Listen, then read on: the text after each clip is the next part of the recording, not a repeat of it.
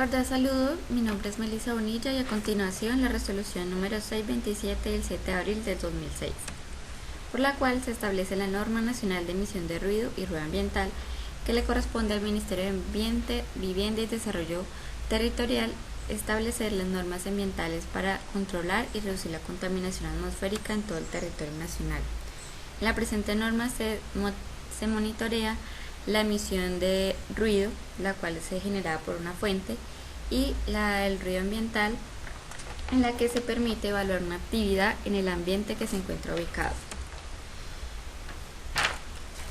En las definiciones para la correcta aplicación del presente acto administrativo se aplican las que están contenidas en el anexo 1 o si no las que se encuentran expresadas en la ISO del 96. Se establecen unos horarios diurnos y nocturnos en todo el territorio nacional, el cual comprende las 7 a las 21 horas y de las 21 horas a las 7 horas. Las unidades de medidas de la presión sonora se expresan en pascales y estos niveles se expresan en decibeles.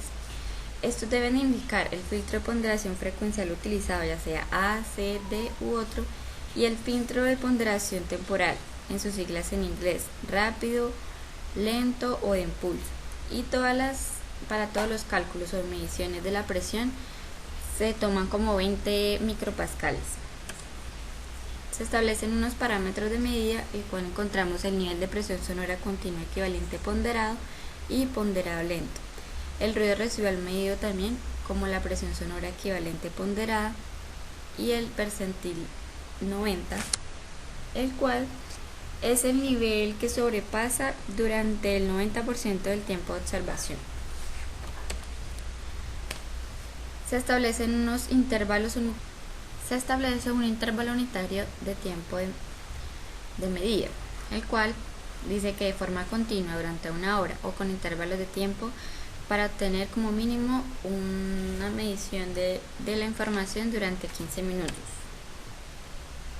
Capítulo 2 de la emisión de ruido. Aplicabilidad de la emisión de ruido. Estos resultados se verifican con el fin de determinar los niveles de emisión de ruido por parte de las fuentes. De acuerdo a las mediciones del artículo 5, que decía que se obtienen como mínimo 15 minutos de obtenida la información. Eso se establece el procedimiento en el capítulo 1 de la NET. En el procedimiento de las mediciones de ruido dice que se realiza y se expresa los decibeles conforme a la curva de ponderación normalizada del tipo A. También se indica que la posición de la toma de medición se debe hacer a 1.5 metros de la fuente y a 1.20 metros del suelo o del nivel donde está. Para prevenir posibles errores, el micrófono siempre se protege con una pantalla antiviento y el trípode se ubica a la altura A. Se mide también la velocidad del viento, que no debe ser superior a los 3 metros según el procedimiento del artículo 20. También se deben realizar dos procesos de medición que al menos de 15 minutos tomada la información, en el cual dice que con la fuente funcionando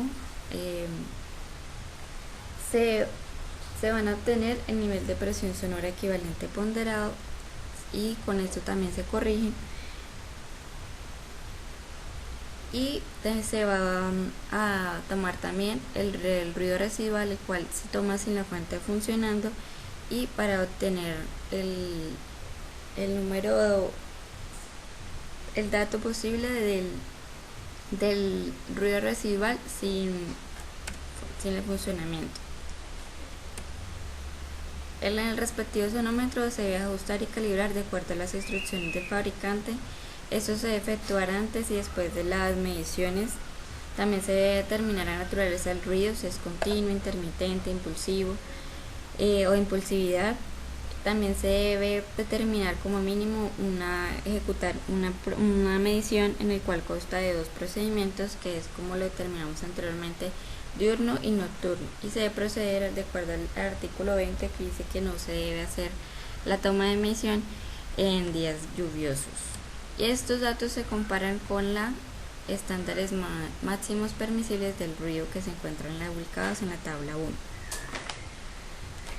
Capítulo 3 del ruido ambiental. La aplicabilidad de estos resultados deben ser utilizados para realizar un diagnóstico del ambiente por ruido, que estos se llevan a su vez a mapas de ruido, lo cual permiten visualizar el ruido ambiental, identificar las zonas y posibles contaminadores del ruido, entre otros. El procedimiento se establece en el capítulo 2 y 3 del anexo 3, el cual dice que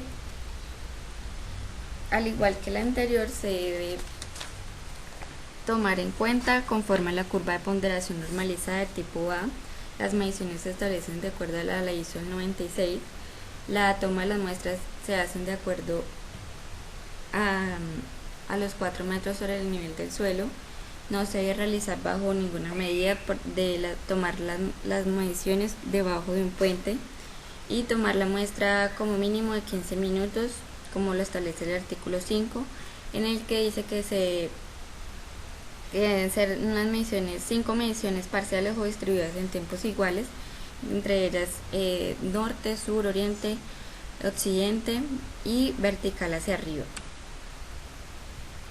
También se debe efectuar el micrófono siempre con la pantalla antiviento, ubicando el trípode sobre la altura definida, actuar de acuerdo al artículo 20, que dice que no se debe tomar las mediciones si se sobrepasa los 3 metros sobre segundo la velocidad del viento, tampoco en presencia de lluvias ni en vías públicas. Se debe corregir de acuerdo al anexo 2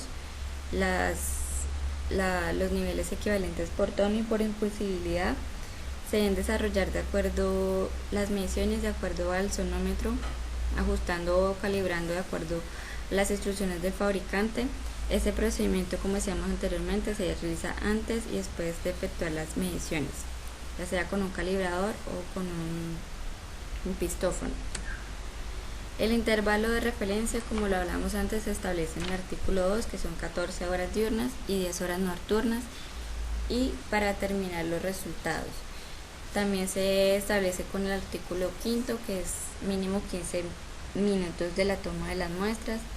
El intervalo de plazo de tiempo y medida se establece 1 año, si no se establece durante lo que ellos determinen, si hay presencia de carnavales o fechas especiales.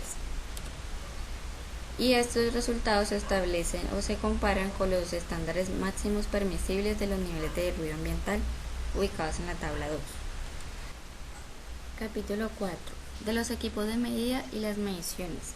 Los equipos de medida deben tener la capacidad de medir el nivel equivalente de presión sonora con ponderación frecuencial, ya sea de manera directa o indirectamente, y los instrumentos deben cumplir con las especificaciones de los sonómetros, ser tipo 2 o mínimo ser tipo 1 o ser mínimo tipo 2, y los promediadores deben ser de clase P. Se deben realizar unas calibraciones en el sitio donde se encuentra el equipo, y ya sea con un pistófono o un calibrador. Deben contar con el certificado de calibración y obtener una copia en el informe del mismo. Se establecen unas condiciones meteorológicas donde dice que no se debe realizar las mediciones en tiempos de lluvia, con truenos, granizos. La velocidad del viento no debe sobrepasar los 3 metros sobre segundo. El informe técnico de la emisión del ruido y de la emisión del ruido ambiental deben contener como mínimo la siguiente información de acuerdo a lo establecido o al modelo establecido en el anexo 4. También debe estar disponibles para su revisión y evaluación por parte de las autoridades competentes. Esto debe tener una información general, la información de los equipos de medida, las características de medición, los resultados de la medición, las conclusiones y las recomendaciones. Esto con el fin de hacer una comparación entre la emisión del ruido y el ruido ambiental, con el fin de establecer o determinar las zonas de mayor afectación del ruido, los impactos que hay sobre las comunidades y todo esto.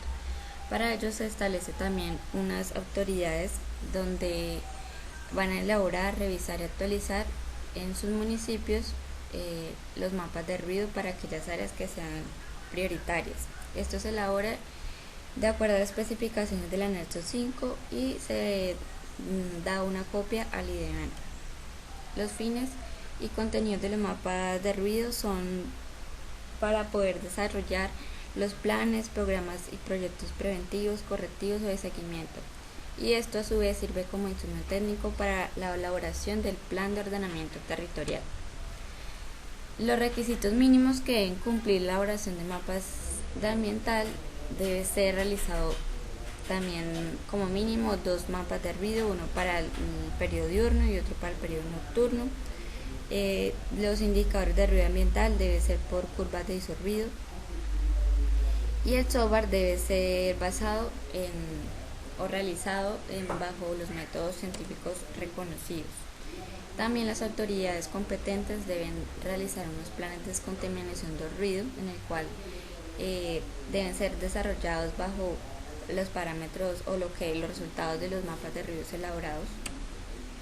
Y por último se establece una vigilancia y un control del cumplimiento de la norma, donde las autoridades competentes ejercerán sus funciones de evaluación, control y seguimiento ambiental a lo expuesto en la presente resolución, y a su vez se impondrán las sanciones o medidas preventivas para que se mitiguen las emisiones de ruido. Muchas gracias.